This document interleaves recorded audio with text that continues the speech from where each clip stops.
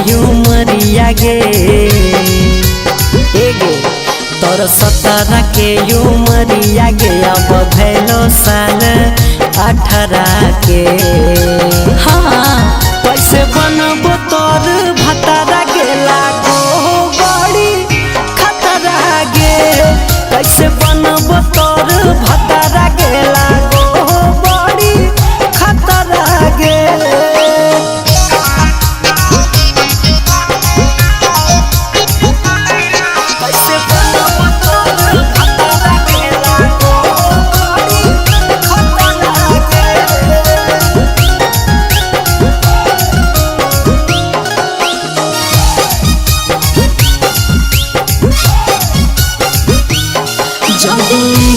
करभी बड़े छत करभी रे चली जेबो जहाँ अगर बात देखबी रे साचो की हरे जदे लेट करभी बड़े छत करभी रे चली जेबो जहाँ अगर बात देखबी रे केते दिन खाना खैबी रे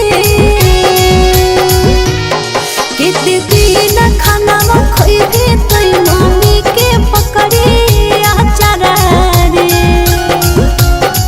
तोर बना तो रोजे जतारा रे बनी जो हमर भतारा रे कैसे बनब तोर भतारा गे लागो बड़ी खतरा गे।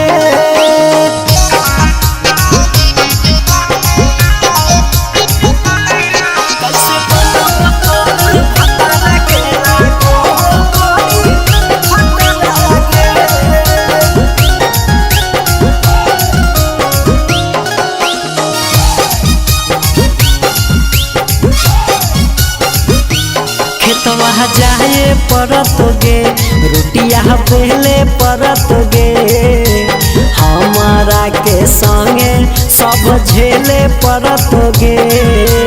आई डोंट केयर रे खेतवा जाए परत गे रोटिया पहले परत गे हमारा के संगे सब झेले परत गे नहीं सुनबो हम गरिया गे बोला गे नहीं सुनबो हम गरिया गे ने खटुआनी खतरा गे। अच्छा